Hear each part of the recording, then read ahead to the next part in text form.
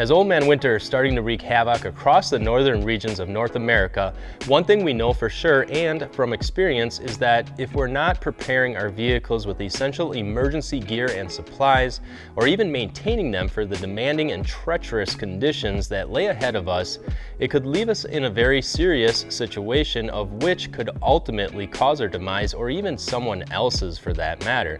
And nobody wants either one of those, and that's why in today's video, we take a look at the 3 most important categories of surviving winter travel: emergency response gear, vehicle maintenance, and survival.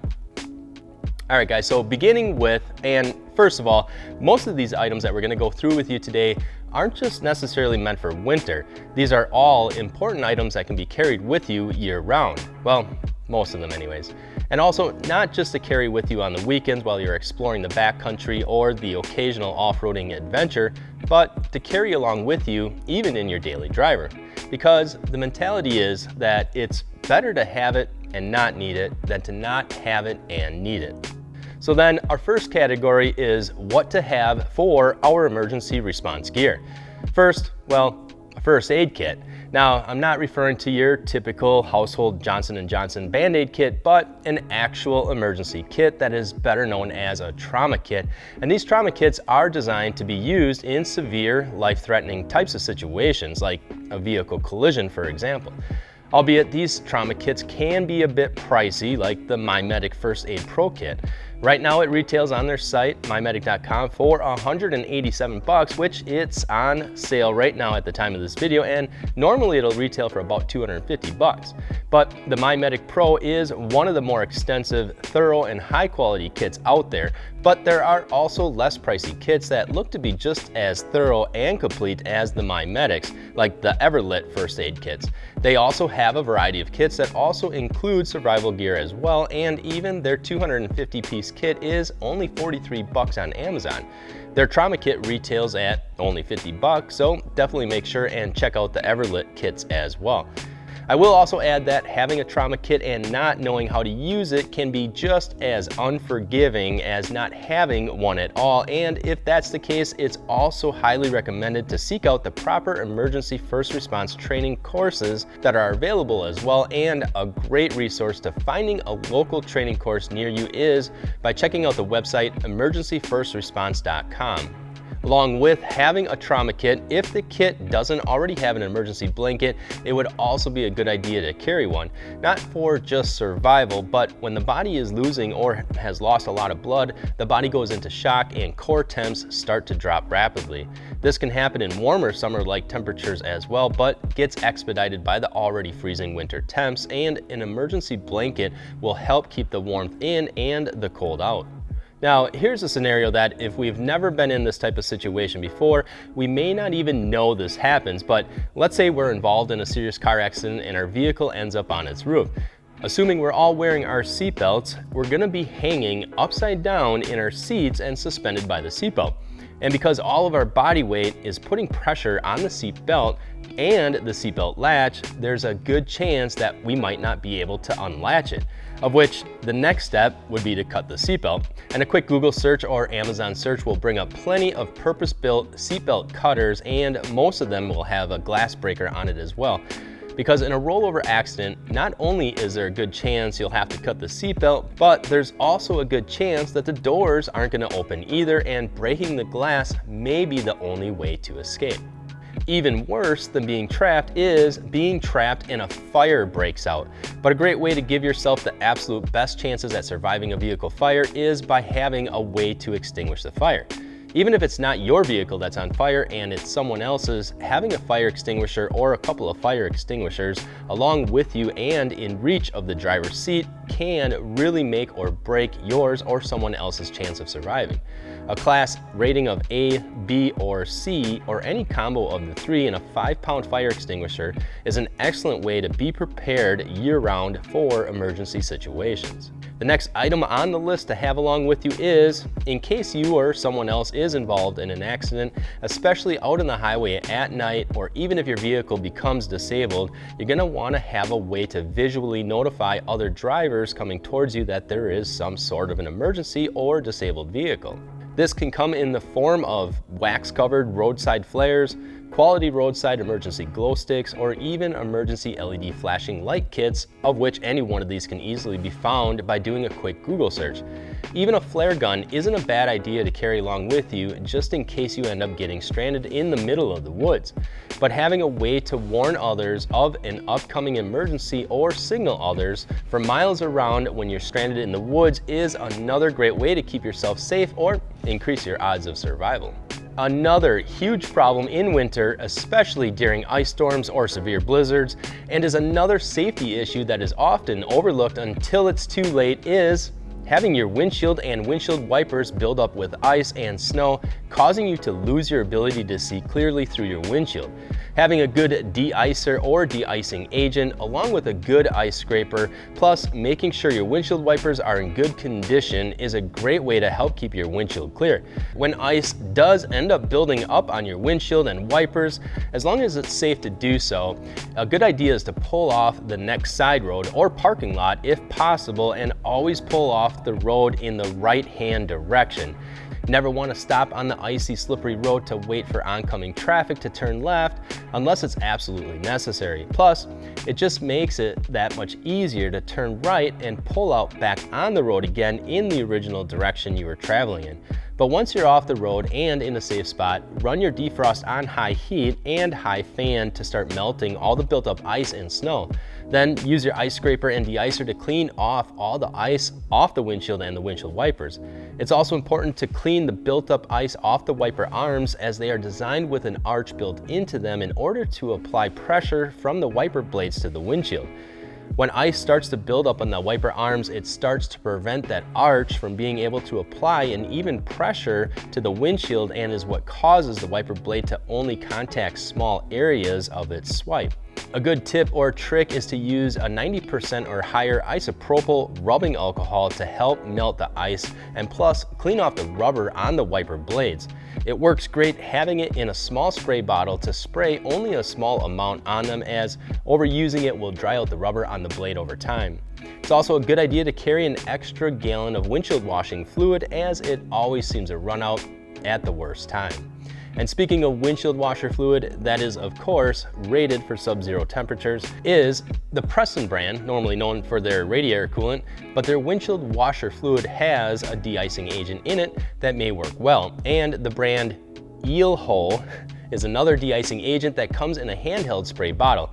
Although I haven't personally tried either of them to see how well they work, it may be something that you guys have tried, and if so, definitely make sure and let us know if they work good, or even if you guys do have any other tips and tricks for de-icing your windshield and windshield wipers, make sure and let us know in the comments below. Alright, so we covered the essentials to help keep us safe or alive in an emergency, but also very important in severe winter weather driving conditions is having a properly maintained vehicle to not only minimize the opportunity for a breakdown to happen, but also to increase your vehicle's traction on icy and treacherous roads. Obviously, making sure the battery is in optimal working condition, the oil is fresh and rated for the harsh winter temperatures, the brakes and brake lines are also decent, and the brake fluid is good and rated for sub-zero temps if that applies to you. Another maintenance item, and definitely up there with being one of the most important items, is upgrading to a new set of severe winter rated tires or Three Peak Mountain Snowflake rated tires, and will tremendously help out with getting some much needed traction on slippery roads. Might even be just the thing that prevents you from having to even use some of your emergency gear that we just talked about a minute ago. Having new tires before winter hits will help you stop faster, will help your vehicle's cornering and handling, especially in those emergency evasive maneuver situations, and will really help keep you from sitting there and spinning your tires when you're trying to take off from a dead stop. And if you are in need of a new set of year-round all-terrain tires that are also rated for severe winter weather driving conditions, then make sure and look for tires that are Three Peak Mountain Snowflake rated, or 3PMS rated for short. A 3PMS rated tire means it has passed several winter weather driving traction tests on ice and snow, and will have better adhesion properties in the colder temperatures compared to an all-season tire that is not 3PMS rated. Also, personally, I like to drop just a few pounds of air pressure in my tires as well to give them a little larger footprint. Although I would not advise that if you're already running a super wide tire. Wide tires with too much footprint will end up floating on top of the snow and will cause you to sort of hydroplane, so to speak, and your vehicle will be all over the road. A skinnier tire will help cut through the slush a lot better and will allow the tire to stay firmly planted to the pavement. Even on ice, a narrower tire will have a higher pounds per square inch contact patch throughout each one of the tread lugs and will allow them to bite better on the ice. Now, this doesn't necessarily pertain so much to your vehicle's maintenance as it does to its traction, but nonetheless, another helpful winter driving tip is, along with having a good set of winter rated tires, is knowing how slippery the roads are. Sometimes you don't even know the roads are slippery until it's too late. So what I'll do is to test the road conditions is to very carefully and occasionally tap the brakes just a little bit at slower speeds. Sometimes the roads are actually frozen, especially in the mornings, and will develop a very hard to see frost over the surface of the road, which is what is known as black ice. At slower speeds, a quick taparoo on the brakes just to see if the tires will start to slide will tell you to slow down and be extremely careful. Even when the roads are visually covered in ice or snow and you know it's slippery, a quick couple of pumps on the brakes will tell you just how slippery the road conditions are and will give you a good indication of how slow you should really be going. Now, as a disclaimer, I'm not saying that if the roads aren't that slippery that you should go out and haul ass, because you don't want to do that either. And if you don't want to test your vehicle's traction by a quick taparoo on the brakes, then just take your time, drive slow, and always use your headlights in crappy weather, regardless if you can see just fine. Having your headlights on is not for you, it's for others to be able to see you. If you are planning on driving through a lot of deep snow or sketchy mountain passes covered with snow and ice, then tire chains are a beneficial traction aid there. One thing to watch out though for is, besides possibly being illegal to run on the roads in most areas of the United States, and of course, always check the regulations first before running chains on the roads in the areas you're looking to run chains. But the other thing is that they can do some serious body damage if they come loose or come undone. So just make sure they are installed properly around your tires first before hitting the trails. The same thing goes for studding your tires. There are many roads in the US where it's illegal to run studs in the tires, but if you can run studs on the icy roads in your geographic area, then they absolutely are amazing at getting traction on the ice or hard-packed snow. And there are many tires that allow studs as well, and most of them will either be dedicated snow tires or some of them 3 Peak Mountain Snowflake rated tires. At this point, we are now prepped with emergency gear and tips for gaining some much needed winter driving traction and vehicle maintenance items. But what are the mandatory items we'll want to have for if we get stranded in the middle of nowhere without any cell reception and nobody around for miles? Or even if we have to spend a night in our vehicle, what should we have with us just in case? Well, number one is going to be water to make sure we're staying hydrated. The tricky part about that is that water freezes if you leave it in your vehicle overnight when the temps are below freezing. So we either have to take it in the house with us at night and hopefully remember to take it with us the next day, which I know I won't, or we figure out a way to keep it from freezing, or we let it freeze and hopefully we'll have a way to melt it in case of an emergency. Throwing a few extra bottles in a latchable cooler will usually keep it from freezing overnight. You just don't want to pack the bottles too tight next to each other, as the air will help as an insulator to help prevent the bottles from freezing. Another option is to keep a small butane or propane burner in the car along with a small pan, or even keep a jet boil in the car to melt snow or ice with. Along with those ideas is to also keep a water filtration straw with you as well, just in case your only option becomes to find a water source like a pond or a creek. With staying hydrated, having food may be a lifesaver. Maybe not always to stay alive, but can help with morale in the current state of being stranded by having some food in your stomach. Believe it or not, I carry a few cans of soup in my car.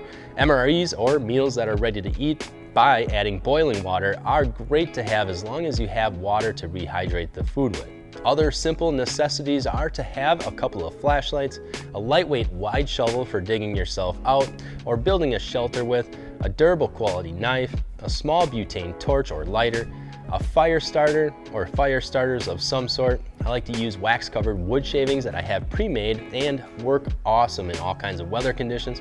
Plus, they are waterproof as well. A small jumper pack has saved my ass a few times. Those can easily be found on Amazon. I also like to carry a small array of tools that include a crescent wrench, channel locks, pliers, and an assortment of sockets that I know fit a majority of the bolts on my vehicle. Carrying a warm blanket or a sleeping bag rated for sub-freezing temps is not only great to have to stay warm at night, but if you don't have a running vehicle or alternative heat source, it may be all you have to stay warm the entire time. And speaking of staying warm, a lot of us aren't usually going to carry extra fuel with us to be able to refuel our stranded vehicle to keep the engine running and the heat on. I mean, even better if you do. So then what other options do we have to stay warm besides the sleeping bag? Well, electric blankets are nice, until the battery goes dead. Unless you have a solar rechargeable battery, then that will help during the day. A stock of hand warmers can make a big difference for your hands and your feet. A good pair of snow boots will also help keep your feet warm, along with a good pair of gloves. But I also like to carry along a Mr. Heater Little Buddy, along with several small 2-pound propane canisters. The Little Buddy heaters, they don't put out a ton of heat, but it'll be enough to help keep you warm, plus helps with your morale in those types of situations, of which hopefully you guys will never have to find yourselves in, but in case you do, hopefully this video has helped you out in one way or another. And guys, I'm sure I've probably missed a few things here and there, so make sure and let us know what you guys like to carry in your vehicles during the winter, or even if you guys have any other tips and tricks to help all of us stay safe during winter months. Definitely make sure and let us know in the comments below.